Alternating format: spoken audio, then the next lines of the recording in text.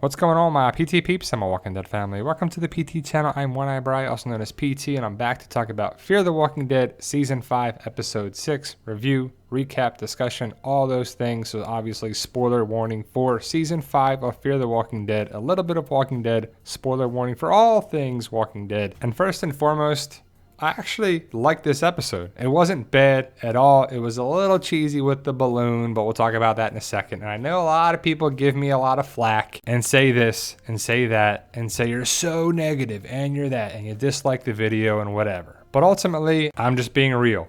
And if you see it as a negative, then I don't know what you're doing here. But ultimately, The Little Prince was the episode title for Season 5, Episode 6. And it's kind of building and slow building and a little more building and more questions and more questions. We just want answers.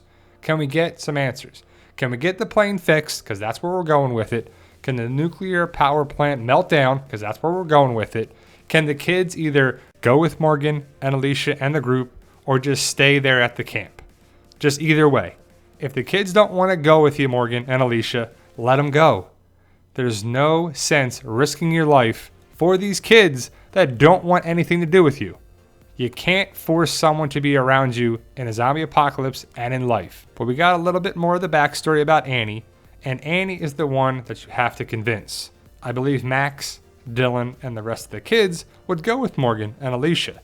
You could see them nodding their head like, yeah, we're gonna fix the plane. We're gonna do this. And everybody's a mechanic all of a sudden. But I can see what they're doing here. They got the plane. They're going to go somewhere. They're going to do it. We got some inspiration and Morgan motivation. You know, we can do it. We can do it. After some problems, but we can do it. They're probably not going to leave this area until the mid-season finale, Season 5, Episode 8, which will be in 2 weeks, I would assume.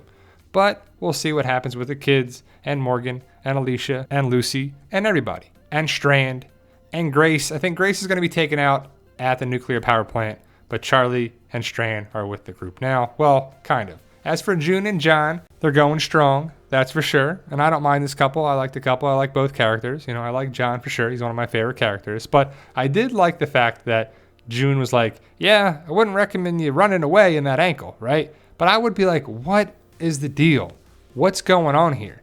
And no one really has asked Annie that except for Alicia.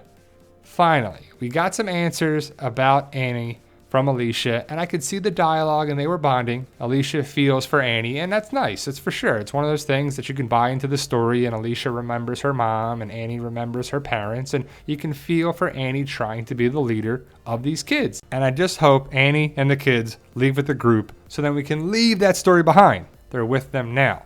As for this right here, that is a lot of walkers. And to me, I think it's a little far-fetched that some 12-year-olds and some kids are doing this to walkers. It's kind of crazy. It's a big setup. I don't even know if adults could do that. But there's a lot of walkers there, and Alicia's going in. And I guess Luciana's all about Dylan and the kids and having them work together. Althea's trying to get the plane going, and we'll talk about her in a second. But Dwight is a character that I like from The Walking Dead on this show, but clearly his story is all about finding Sherry. And will he? Well, not just yet, but what do you think of the whole thing that Dwight is getting some optimism from John? Because it's really worked out for John. He found June. He's in a good place. He's with the group. He's got some skills to survive a zombie apocalypse. But what's going to happen with John and Dwight and Sherry and everything there? And do you agree with John not telling Dwight about the note? That's going to probably come around to bite him in the butt. But I did like the fact that Dwight was talking about what happened with Daryl at the end of Season 8, a little bit of the Negan situation, a little bit of the Ring situation, so he's kind of bonding with John a little bit there too. And that's clearly what Dwight said about, you know, the guy said, gotta go, gotta get out of here, find her, make it right. And that's what Daryl said to Dwight at Season 8, Episode 16. And what Daryl says, goes. Daryl's a big part of the Walking Dead universe, that's for sure, whether you like him or not. But what do you think happens with Dwight and John? Because John clearly lied to Dwight about the note. So where do they go from here? And I don't think it's going to go too well if Dwight ever finds out about the note and the fact that John lied to him. And I hope Dwight is getting closer and closer to finding Sherry. It was kind of cool. They were at the house. They found the van. They saw the guy that Sherry evidently took out. But the rings are kind of a point of emphasis that may be a subtle little symbol that she could be connected with CRM at some point. I don't think she is now, but if CRM comes back around, what if CRM takes Sherry? That'd be interesting. And that's just an early theory. You know, it's not what I'm saying will happen. It's just a theory. But you see the 3 rings from CRM, and Dwight has 3 rings. 2 from Sherry and 1 from Dwight. So is that foreshadowing, symbolism, or just coincidence? Althea is all about getting that plane together, and she was talking about the helicopter very slightly, and I wonder if she's going to slip up and say something to June, or she's going to be like Father Gabriel and not tell anyone about the helicopter situation here. I wonder what's going to happen with that, because you clearly can see that Althea's like, man, if we just got the chopper, we could be home right now. And I wonder if the CRM people are ever coming back. I hope they are, because it is our connecting point to Rick and the Rick Grimes movies, and I didn't think it was going to be in this episode at all, and overall, I did enjoy the episode. Again, to everybody thinks I'm a hater and negative on the show, I enjoyed the episode, but overall, I felt like it was a filler episode building up for the last 2 episodes for the first half, and I have to say, I do like Sarah. I feel like she's a real person.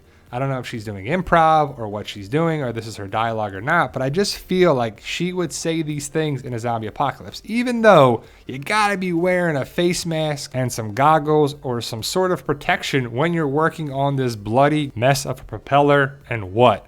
But I thought it was kind of funny and also cringeworthy, like, oh man, what are you doing? This is a zombie apocalypse. You better be taking better universal precautions, that's for sure. As for Grace, I definitely see her getting taken out by the nuclear reactor. She's going to buy some more time and buy some more time and buy some more time, and then it's going to be enough, and then there's going to be a nuclear meltdown. But would you give up your generator for that? I mean, to save yourself from a nuclear reactor meltdown, that's for sure. A nuclear meltdown, that's something you have to prevent, but is it going to be for how long? Grace not giving Morgan his stick back is like, come on, Morgan just needs his stick, even though he got a new one. I understand, and Grace is just trying to make the day safe for everybody, but Morgan picked up the stick, and I was like, oh man, is he ever going to get it back? I guess not. He's got a mop now. He's using the mop stick. And is that strong enough to go through a zombie skull or what? I mean, it's on the lines of Lucille.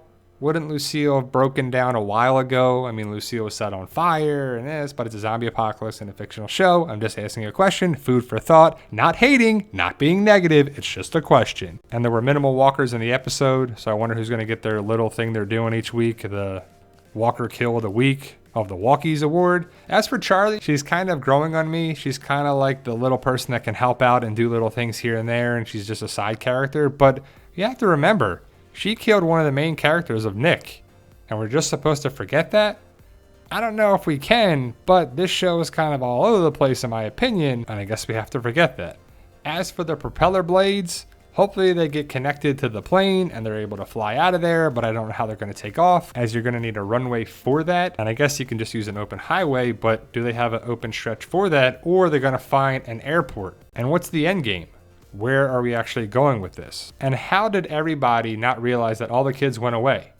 Did Annie just really get in the van and take everybody away? There was a lot of kids there. Or I may have missed it. Did Annie just take Max and Dylan with her? As for the beer bottle air balloon, it looks pretty funny, pretty cheesy, pretty interesting, and I'm not hating on an air balloon. I said it in my other video that I hope it's better than it sounds, and it really was better than it sounds. I did like the vantage point, I did like the idea of it there. You could just tell that the shots with Strand and Charlie in the actual air balloon were like pretty low budget in my opinion. I mean, they weren't an actual hot air balloon there, but somebody was. And it was kind of cool. It's kind of interesting if that could actually be used in a zombie apocalypse, but I don't know where you're actually going to go with it. And they crash landed in the danger zone. What's going to happen in the danger zone with the walkers coming their way? So overall, I enjoyed the episode. It was a little slow, a little filler, but to be honest, I wasn't bored. I was in. Are we going to find Sherry? What's going to happen here? What's going to do there? And then before I know it, the episode was over. So it just happened super quick. I'm excited for the future of the series.